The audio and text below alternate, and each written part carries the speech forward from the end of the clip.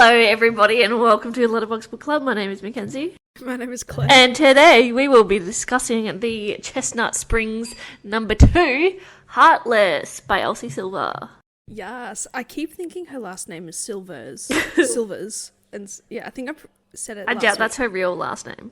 It's a pretty cool last name. It is a cool last name, but that's what gives me the suspicion. Anyway, I will be bringing the energy because Claire has decided that she will not be. It's not a decision. I woke up like this. No, Claire woke up like this. So I'm tired and I had my flu shot, alright? and she's had a big week. She's had a flu shot. None of you anti-vaxxers, you better come into the comments because I'll fight you. Yeah. Alright, bitch. That's funny, like I talked to the pharmacist because she's like, do you have any questions in the beginning? Because she said that sometimes people when they leave will then ask questions about the vaccine and it's like... I was like, well, do you now? Yeah, exactly. And so I was like, I don't need convincing. But yeah, anyway, get your vaccines and flu shots and whatnot.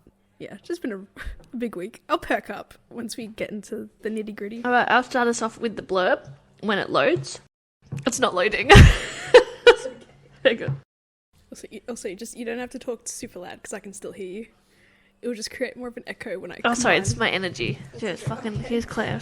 Nah, fuck ya. Oh my god. Here's a blurb. Working as a nanny for the world's grumpiest single dad should have been simple, except I can't keep my eyes off him, and he can't keep his hands off of me. Cade Eaton is 13 years older than I am and barely looks my way until I get him into the hot tub one night for a game of truth or dare. Then all bets are off, and so are our clothes. He's gruff and a little rough around the edges, but broad-shouldered ranchers with calloused hands and filthy mouths are this city girl's kryptonite. So who am I to resist? But it's in our quiet moments together that he softens. It's when he takes care of me that I realise his hardened exterior is just a facade. It's when I watch him go all sweet with his little boy that I really fall for him. Someone convinced him once that his best wasn't good enough, but I've never felt more cherished than I do in his arms. My contract may say this arrangement is only for 2 months, but my heart says this is forever. I have qualms immediately. Okay. Sorry, I'm going to skip. I'm going to throw out our formula.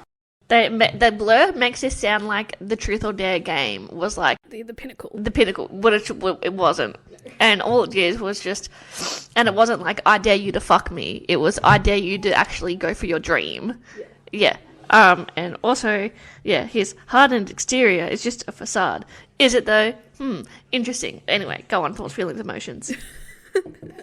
When I finished this book, I had gone through such a roller coaster of emotions, so I'm just going to list some as part of my thoughts, feelings, and emotions. One of them, I kind of just don't remember why, but like at points, this is how I felt. Alrighty. I felt a sense of hypocrisy. I felt a sense of familiarity. I felt a sense of boredom. Felt a sense of heartache. Felt a sense of shock. And then I felt a sense of disappointment. So that's just my overarching view on this book. I did enjoy it though, but it's just those elements pop up. I have thoughts, feelings, and emotions. I enjoyed this book. This book is what it is. We could do a whole episode on like these types of books and what it is. It's reality TV in a book. It's fine. I'm not going into this for complex stories. I'm not going into this to have my life change. Although these books do change my life because I love sexy cowboys now. But anyway. It's the aesthetic of it all. Yeah. But also, the thing that... I don't go into it to have a philosophical, epiphany. Exactly. I go into it because I want saucy times. I want, a plot that's going to drive me into the sexy times, Anyway, however, and I've also read the third one, and I know what happens in the fourth one, but I'm going to read it anyway. So the thing that stands out most about this, though, is the pretty white girl privilege, because at the end of... minor spoilers, but at the end of all these books, the thing that happens is that these pretty white girls who have fallen in love with these ranchers get to just up and leave their life and just start their new life, and like there's no consequences. And they all just happen to have enough money to do that. Yeah, a lot of the romance books that we read, or the modern romance, it's always the lady picking up her life and moving for the man. Yeah. Willa also, like, she works in a bar and she just has enough money to take 2 months off. Like, it's convenient that the bar's been shut down or whatever because they're renovating or something. Her family's rich as well, though. Yeah, and her family's rich. Exactly. Easier when you're rich. Exactly. And so, so she just has the money and resources just to take 2 months off from her life. It's like you're suspending your disbelief, or you can't suspend the disbelief of this fiction meta in which you don't really ask those questions. Well, how can this character afford this? Because you're not meant to look too deeply into it. But yeah, it's a common occurrence, and you just can't help but think, how do they, logistically afford this?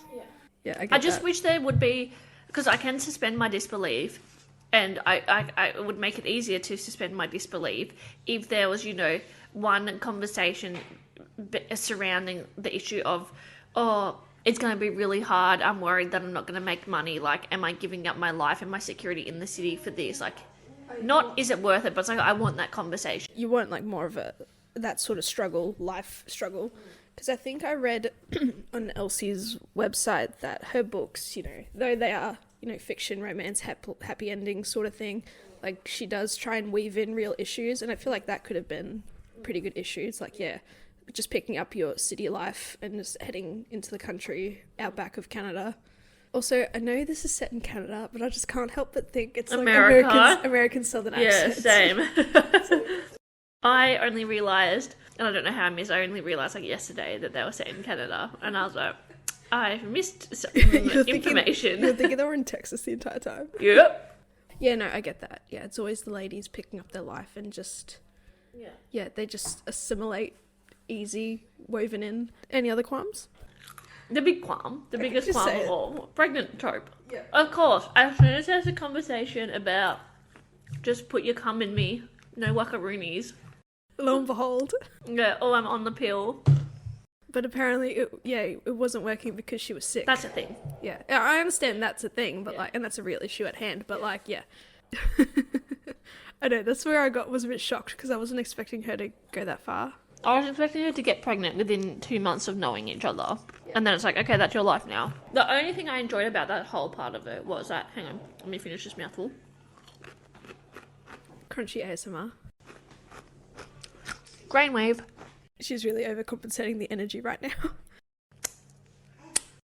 The only part that I enjoyed about that whole part was that Willa did take that step back and went into the city and said to Cade, I'm going to give you the space to think about this, and I'm going to go and think about this because I don't want to trap you like your ex-wife did. Oh, yeah. Because that was the most thing she was worried about, because she thought, she was just going to baby trap him again.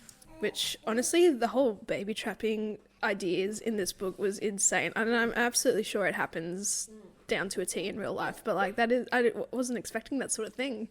But I also did enjoy that Willa, had the opportunity to step back, and she told Cade, look, I'll need a few days to think, you need a few days to think, and it's all well and dandy. I think I did enjoy this book despite all the qualms. It's fun. And then you just have the real moments that it's like, But I really enjoyed what we're learning about from Winter at the moment as well, because we learn a bit more about her and her situation in this book as well, and I'm going to assume that's the case for the rest of the books as well. I don't know if she's ever going to get her own book. Oh, book 4? Thank you. All right, cool. Oh, wait, I think you've told me about this before. It's her and Theo. Yeah, okay, yeah. I'm looking forward to that. Just the whole, what we learned about Willow was my favourite part, I guess, because, it was such a tumultuous conflict in the first book, and it's a pretty big thing to go unresolved in a way, but it's nice that we got a bit of a glimpse of that. Yeah, for sure. I'm stuck in this place now because I've read the 3rd one and I'm about to start the 4th one, and I think there's 5 and the novella in this, and I'm stuck in the place where each book is better than the last one. So and then the first one is the tamest out of all of them, and so it's just getting saucier and saucier. So I'm in this place where I enjoyed this book, but now that I've seen what's to come, I'm, actually maybe I didn't like it that much. But I did enjoy it, but now I want more. And then also because I really like how this universe is being built, but I'm getting attached to the characters in the book that it's based on, and then in the next one they're not really in it that much, and I'm just like, oh, I miss them. I think that's good. That way it gives the next couple, like a Bridget couple, their moment to shine and everything, and just share their life. Well, I obviously am not up to that point where I can see if the books are better than each other. I don't think this book is. I think this book and the first one is probably on par for me personally, but just the issues. I think number 3's been my favourite so far. But the real issues, like human issues that Elsie writes about is just getting that little bit more cooked, because baby trapping and then pregnancy after 2 months of knowing somebody, like, that's crazy. Yeah. At one point, I thought that this was the same as the first book. Say it with your whole chest, Claire. No, just because I wasn't expecting Cade to have that, what would you call the job, like the penning? Oh, like yeah. the penning hobby or whatever that he used to do but doesn't do competitively now. I just think, okay, I think this is where I got the little bit of hypocrisy from. To preface though, I understand bull riding and whatever Cade does are completely different, and one's significantly more safer than the other. But in a way, there's still a chance the horse can wig out and you can fall off a horse and potentially die. You know, like the risk is probably a lot significantly less. However, they could still be just as dangerous in its own right. Yeah, it just reminded me of the first book so much because, Willow and co, they support Cade and his, even though he gets weaseled back into the competitiveness of it, but it's just like, where was the support for Rhett? I felt like a sense of sadness because no one really, appreciated his job title. Yeah. And Cade has more to lose. He has a son to lose, whereas Rhett had no one but himself to beat up. So, like...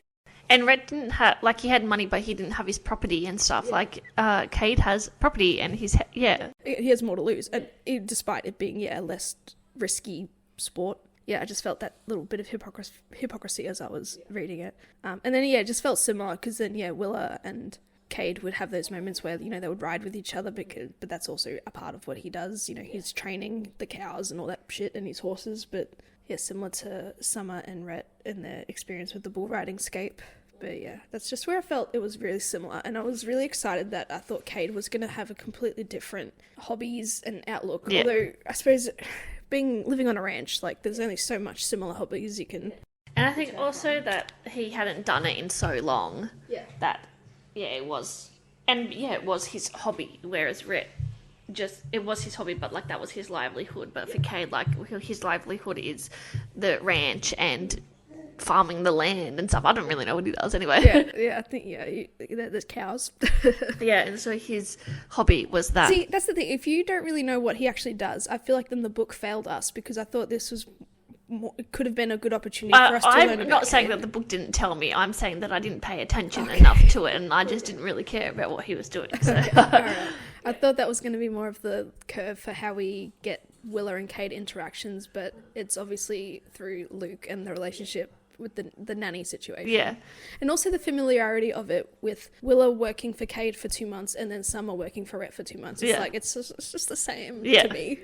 And I didn't really appreciate that. So they're in the hot tub one night because, Willa's agreeing to be Luke's nanny. I'm not going to tell you the entire plot because I'm assuming you've read the book at this point. Anyway, and they're like, let's play Truth or Dare or whatever. And, of course, she's got this skimpy little bathing suit on and her nipples are hard or whatever. And he's like, oh nipples. Being a little perp, yeah. And he gets the opportunity to go and do this wrangling cow penning competition, but he's like, oh no, like I can't go and do that because I've got to do the farm life and Luke and blah blah blah. And then Willa's like, well, I dare you to go and do it. So he does because it's truth or dare, you have to. I mean, don't let the stranger hold you back. And then they end up like being really good and winning, etc. Sorry to interrupt, but then hot tub moments become a recurring thing for them and for the development of their relationship too. So Willa's just the nanny for Luke during the day. She gets the weekends off, etc. Because it's summer, so he's not in school. But then, like occasionally she puts on a load of laundry or she'll make a meal and then Cade's like, you're not the maid, like you're just the nanny or whatever. But I mean, because Luke has his 8th birthday in this book? Yeah, so, like, he's a child, like, he's fully capable of, like, playing by himself and stuff, so it's like, if he's occupied doing something by himself, like, Willa, she's still a human, like, she's gonna, and she's, like, explains it, like, oh, well, I had washing to do, so, of course, like, I'm just gonna throw in, like, a bit of your stuff that's in the laundry or whatever. I didn't believe I'm trying to find the word, the clashing, of expectations through that, because... I know it's meant to show that Cade's just, like, grumpy and she's sunshine. But, I mean, you would think that there would be like a contract of some sort, even if there's just like a verbal contract, like, okay, well, these are your duties, like blah blah, like don't do my laundry, like you don't need to cook meals or whatever. But Willow's winning in this situation because I'm assuming she's getting paid to be the nanny, and then she gets to live on this farm for free, and now also Cade's cooking all her meals. Like, yeah, what a win. Yeah, even a grumpy, sexy cowboy. Yeah, like come on. Yeah, no, yeah, I get that. I found the clashing of that a bit. Yeah, kind of weak, but yeah, as you said, it was just for him to be a bit more grumpy. Yeah, and I feel like the scope of practice of a nanny is just like supervise the kid, make sure he's entertained throughout the day, make sure he's fed and in bed and stuff when it's your days, and then just do whatever you want. Yeah, and then she ends up just working on her days off anyway because it's the weekend. Like, she's still living at the house, like they're still around. Yeah, but I think also Cade's grumpiness and all that, because he is so like hyper dependent, and he had to be growing up, and we learn more about him through that as well. When his mother died, you know, he stepped up being the eldest and taking care of Rhett and Bo and Co. And then when his ex-wife left him, etc., he had to pretty much raise Luke on his own. So I understand that he's like a little bit frustrated in that regard, because you don't want to seem like you're not capable of doing anything yourself, even though he really is. It's almost like, not saying that Cade is super old, but if you lose it, if you don't use it, you lose it type of thing. And like, he doesn't want to lose his also drive. What is he, 38 in this? Something like that. Yeah, so he was 30 when they had Luke. I kept thinking that, like, oh, he was a teenager, like it was a shotgun wedding, because I feel like that's the thing. He's so... I understand what it's Talia, isn't it? I understand what Talia did was pretty shitty, but it's like, also, you were a fully grown man at the point. Like, stop being so fucking bitter that, like, in the end, like, you weren't enough for her. Like, that's fine. Move on. Get over it. Like, you're stuck with the kid. That's fine. That was your choice. But, yeah, like... Yeah. I don't know. I feel like that... Again, I would understand that trauma more, if it was a teen pregnancy and or something like that, or like they were 21 and she left, but he was 30. And I don't think he really realised it was like a baby trap situation, because he was the bachelor of town. Yeah. Everyone wants to marry and or fucking Eaton, apparently. So. Yeah. And again, because it wasn't, I've been baby trapped and I also had to help raise the rest of the family. It was, you've been doing this now until you're 30, and now you like went on the assumed trajectory of life, and then it didn't end up the way you wanted, and that's fine. But now you're just like, I don't let anyone in because one time I was burned, even though like it's implied that I used to fuck around a lot as a teenager. Like, blah, blah, blah, blah. It's like, it's the one woman that burns them forever, and they hold it against everybody. But I think a lot of issues with his relationship with Talia was that she was expecting some sort of like cowgirl princess sort of lifestyle, whereas it's literally you're just on a ranch. Like, there is nothing to do but work and chores and all sorts of things. So obviously her expectation for herself in snagging the sexy elite cowboy bachelor obviously was not the case, because I don't know what else she expected though. Was he gonna become a city slicker or something? Like, and again, I could understand if she was expecting him to live that life if they were younger and when he had his whole life ahead of him. But he was 30. She must. I don't know how old she is, but she'd be high 20s at least. Yeah, and that was his life, and that was a good life. Like, he has income and he has security in his life and his job. Like, what did you expect him to do? You know what? It's funny how we're discussing this type of book and A Farmer Wants a Wife is on TV. Like, I always get a little bit like it's one of the most genuine like reality love shows in Australia, I guess. Oh, all right, you disagree? I don't know, but it's one of them's 22. I know a lot of them are like in their 20s. Yeah, and also there's a lot of discourse around if they're actual farmers. Oh my god! And then also, I know in one season they just hired a house to be like his farmhouse because he didn't have a farmhouse. Or maybe because he just lives and works in a barn or something. That's why. Like, sometimes, the farm life isn't that great. Sometimes you don't have a 5-bedroom fucking ranch style house. I also think they really glorify the lifestyle. See, that's the thing, because like, because they're up at like 3-4 a.m. like out there doing shit. Like. And the thing that like the farmer wants the wife has to pick up her life and come live on the farm.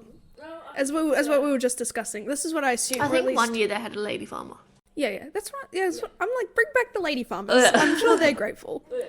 But yeah, just that, as we were saying, like, yeah, it's the expectation is the ladies have to pick up their life, or at least try and make the biggest effort, because the farming is and agriculture is significantly important in this country, and like, it's just a lot to process. And like, you can't just tell a farmer to give up his farm. Yeah.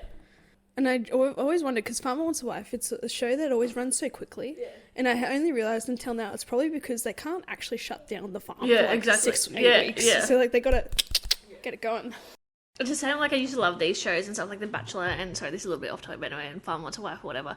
And then you realise that, yeah, it's only like 6 to 8 weeks or whatever. And then these people are like, I'm in love with this person. It's like, yes, because you've been in this bubble of only them for 6 to 8 weeks. Like, But yeah, no, just this whole book vibe is just gave me light bulb Farmer Wants a Wife moment. This is literally Farmers Wants a Wife. But yeah, Talia, terrible expectations of her married life with Rhett, and then obviously ended the Rhett. And then again, the whole kind of shotgun marriage kind of thing because they were pregnant. Again, I'm assuming you're fully grown adults. Like, it wasn't, oh, we're going to get in trouble if our parents find out that we're pregnant and not married. It's not giving any sort of like even religious or spiritual reasons for that either. So I'm glad that you brought that up. 'Cause I think he is 38. Yeah. Because I keep forgetting how old. Yeah, I always just. Because, yeah, she's 25 and he's 13 years older. So, yeah. And I'm just thinking about like how old like Talia is. Like, she'd be maybe 30, maybe a little bit younger. Yeah, like, yeah. You really put that into perspective for me, Kenzie. Thank you. I just realised, yeah, like, there's no reason to shotgun in that if you're big age, as they say. And then we obviously learn about a little bit more about Talia and like how she has an air of arrogance despite being an absent mother significantly. She only shows up on birthdays. Significant days, yeah. Yeah, it's a shame that there was no like greater outcome for like the custody of it all. But I suppose it just highlights, also in real life, a lot of times in media, it's always the absent fathers, absent husbands that are perceived to be ruining the relationship with their child. But it's flipped a switch, which is pretty nice to see because there are mothers that are shitty and can abandon kids too. Yeah, the way she was characterized and the arrogance about her. Like, it definitely rubbed me the wrong way. Yeah. It's like, how can you act all high and mighty when you only see your kid, once a birthday, and you look at me like that kid? Because I understand how people can act all high and mighty when they only see their kid once every 14 years. Yeah. Yeah, sorry. It's okay. So how did you feel about that aspect? Feel seen, validated? It is what it is. I'd representation. Hard to take away someone's parental rights, but in that situation, I would just get her to sign over her rights and be like, just send a card, like fair enough, and then just not open the card. Because even like Luke is not very Luke is uncomfortable with it, because how do you have a relationship with someone that you only see on your birthday? Crazy. Yeah, and I just think because Luke also just had a greater attachment to Willa, which is that unhealthy for a child, considering she was meant to be temporary. Yeah. I guess in the temporary sense, but we all know she was going to stay anyway. Of course, And I was going to say that I do have qualms with, like, the step-parent, like, when he's like, oh, can I call you, can I call you mum? But then I was like, no, like, a lot of that's very valid for a lot of step-kids who don't have that parental figure. They're just like, that's fine. And it's good that then they get both parental figures in their life. Sure. Well, now that they're kind of family, because Willa's pregnant, so, like, he's going to have a brother or sister. Yeah, stepsister, but we'll call sister because, like, obviously they're not going to go anywhere. Imagine halfway through before they have a fallout, which obviously is not going to happen. This is such a very happy ever after sort of vibes. It's just how we get there is different. Didn't see much of Summer and Rhett, but they were around, living their life. I think it's been a year since Rhett retired. Yeah, something like that. And then, obviously throughout the rest of the book, they have, Cade and Willa have, like, moments in bathtubs. It's very high tension, high sexual tension. Will they, won't they? They're kind of leaning into each other. Cade, obviously, has his walls up so super high because he just... I guess it's that hyper-independence as well, but also he just doesn't want to be burned again, like Talia. And then Willa is just trying just to have a paycheck or just to have a fun-ish summer. With Summer as well. And then, obviously all leads to what it leads to, a nice sexual relationship. Healthy sexual relationship between two consenting adults. But again, I feel like, it's just, obviously the D is fire. Super far. Yeah. But also, again, like, she's been stuck with him for 8 weeks. It's a bubble. Yeah, it's a bubble. Like, I too would grow to love someone who, like, outwardly looks like they hate me. Yeah. If I was stuck with them and only them. Again, it's the whole, you hate me, I don't hate you. It's just... But I kind of understood his apprehensiveness towards her in the beginning because, yeah, she's young. She's a bartender. She obviously didn't seem like a nanny type or type that would be appropriate around children because, yeah, her clothes, she's very, very feminist type of young lady and she's very, like, out there and very into herself and not afraid to show who she is. And obviously, appearance-wise, I keep calling him Rhett. Cade doesn't think she is capable or she's mature enough to handle or be a safe babysitter for Luke, which is fair. Until she pushes the kid in the pool. Yeah, until she shows violence towards another person's kid. That's when he's it was justified because he was being a little bitch and he was trying to drown Luke. Attempted murder. Yeah. But yeah, I suppose in that moment he realizes that, she will protect him. And she doesn't need Cade to protect her either. Yeah. She can stand on her own. She's a little mouthy like that. Yeah. I suppose because she doesn't know anybody in town. She has no real connections. So she can just, like, bark all the time and just have no consequence. And then there's obviously this air of secrecy about them because, they don't know what they really want from each other.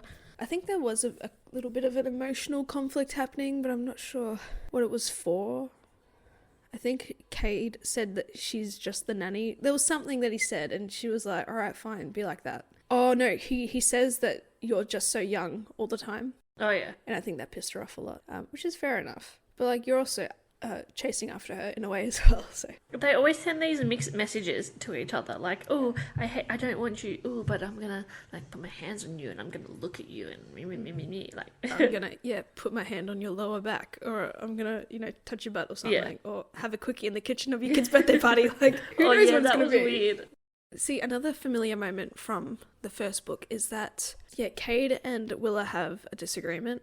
I think it's the "you're so young" comments. Well done. Ruin the vibe. I'm kidding. It's gone. We won't worry about it. I don't need it anymore. It was just a pen that dropped, if anyone. How dare she? And Cade and Willa kind of have a fight and they're at the bar and Willa... I think Cade in a way palms off Willa to a friend, which in a way is pretty gross because, like, you don't have a right to kind of do that. Anyway, the behaviour of that is poor. But then...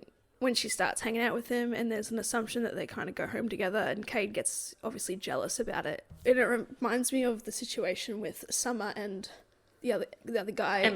Emmett, yeah. And then Rhett's all, rah, rah, rah, rah, my bitch, That's not as violent, sorry. That's my girl. She's riding my cowboy dick. Anyway.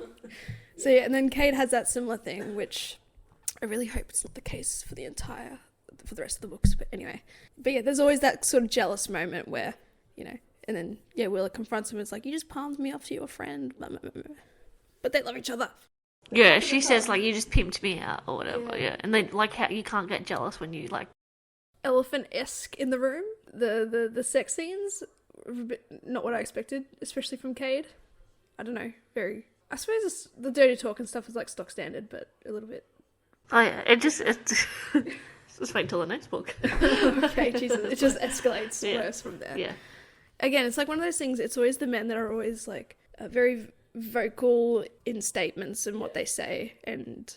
I also find, I find it a little bit violent, like, the imagery and the words used, etc. And it's like, just admit that you want to kill her, like... Yeah. Because you finished the book before me and I asked for your thoughts, feelings, and you said you felt like gross at some point, and so I was scared going into it that there was going to be anal, because I know how much you don't like anal. You're afraid of that. So, but that wasn't the case. Yeah, he was very, in a way, rough with her. I forget what other stuff happens, but I guess that's just who he is. He's also I felt gross about the pregnancy. Oh yeah, for sure. Yeah, that's why I felt gross, because I was like, oh, cool. Yeah, I don't know. Yeah, Cade just came off as very, rough. But he comes across as like a sexual deviant who hasn't obviously been intimate with anybody for a while. It shows the way he treats Willa in this. I forget what they do. I don't know. Unexpected from, like, the quiet, grumpy guy. Yeah. It's like, he's been unleashed. But yeah, the pregnancy is what got me as well. And of course, it wouldn't be, like, modern romance meta if there wasn't, like, a sickness or a looking after each other's situation.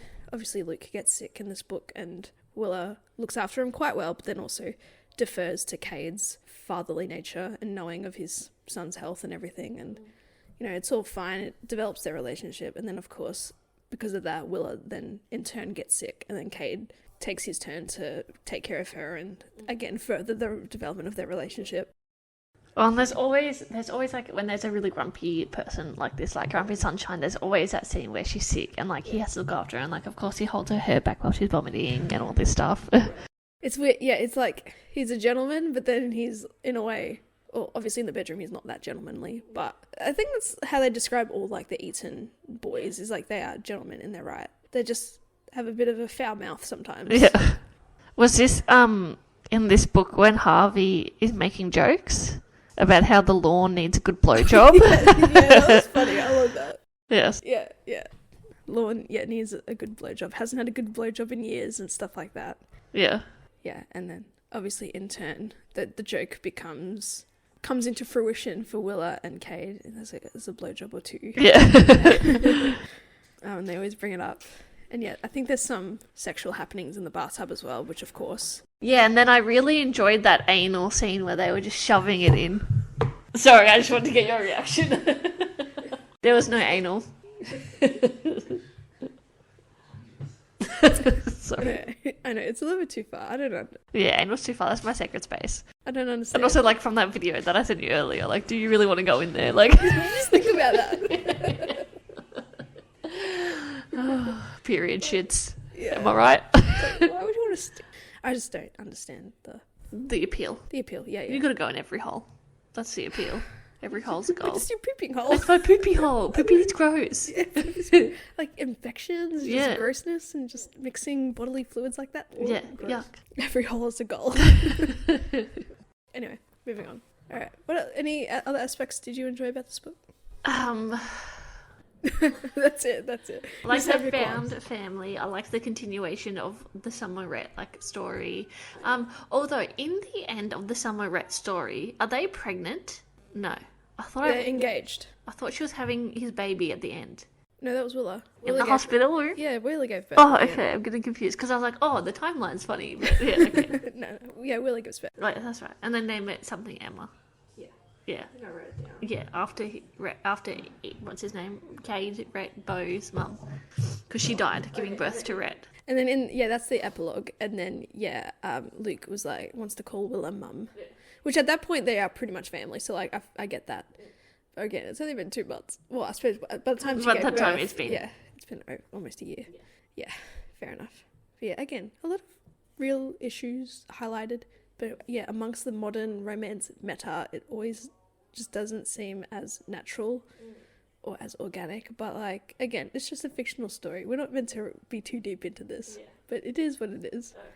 Oh yeah, no, a funny moment was when Willa realised she didn't have a period, and that was when she was talking to Winter and we were discussing Winter's life. Oh yeah, Winter lost her baby to McGroomface, Rob, which is, dare I say, a positive outcome, dare I say, because you wouldn't want to be stuck with him. Yeah, for sure. Yeah, her and Rob are separated at that point. And we also learn about Winter and Willa's they have a very unique relationship as well. Like, obviously, Willa is Summer's best friend.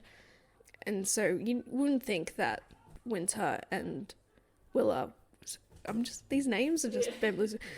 Winter and Willa would even have a sort of acquaintanceship with each other. But a little secret had been revealed that when Summer was in hospital, Winter would sneak out and go visit, but that's something that Summer never really knew. And we learned that, Winter she does want like a relationship with her sister, but obviously, their mother was, really against it and really driving them away from each other. But it's nice to have a glimpse of that, because obviously coming out of the first book, you'd think, oh, Winter's just like a selfish bitch. Like, she's just like a stepsister from hell.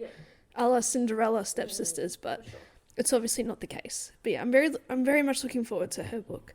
In the next book as well, like, she starts to come out of her shell more as well, which is really fun to see. Fun to see those interactions. Yes. Yes. And even though I said in the first book that I was excited for like this couple because we didn't really know them as much, but I'm very excited for the next book because we definitely know nothing about Jasper and Sloane other than like they've been friends for a long time, and Jasper is kind of like a faux Eaton brother by Been right. adopted, yeah. Well, like unofficially adopted. Yeah, unofficial. And he's a hockey guy. And then we meet Sloane briefly in this book. Oh, we also see Violet in this book as well for the first time. Oh yes. Which is nice. Because we obviously hear a lot about her. And Sloane is engaged to another man in this book. Obviously does not last. Because her and Jasper have a thing. Which we find out more, obviously, in the next book. And again, I know really nothing about Jasper other than, he's just a hockey guy, and nothing about Sloane other than they're engaged and they're all family friends. So who knows how that's going to go. But I'm so excited. Well, Sloane is their cousin. Oh, Eaton cousin? Yeah. Okay. The metaphorical incest of it all. Yes. If that comes up. Yeah. It's like a joke. It's like, oh, yeah, all right. But no, it was still a fun book. And if you like the Canadian country vibe aesthetic, you'll still love this book. But yeah, I'm just really keen to learn about winter. It's a shame I have to have one more book before I get there. It's a good one. Like I said, it takes a departure from the storylines that we're kind of used to I suppose, already. because then you're slowly drifting away from the ranch life. And so, you might naturally not see a lot more of Rhett or Cade or Willa or Summer by that respect, because, you're stepping away from it. But no, cool. And of course, there's a great love declaration at the end. We love that. And obviously, Cade wins his penning rodeo championship thing, which all's well ends well. Shall we go to the stars? We shall go to the stars. All right. Do you want to explain? Do you want me to explain? In the Western Canadian sky. Yes. I'll explain, sure. The Stars That Listen is a segment on this podcast where we pluck a 1-star review and a 5-star review from Goodreads. We just read them out for shits and gigs. We start with the 1-star reviews first because the 5 stars are a lot more positive, and we want to end on a positive note. I have my stars. Kenzie is currently searching for some. What are the odds we're going to have the same one again? I'll try not to. Do you want to go first? No, you go first because I'm finding them now, so I can pick one. Yeah. Good thinking. 89, is that what they say? Yeah. 99, I think. 99, yeah. All right, my 1-star. It's a biggie, so I pre-apologize. Let's begin.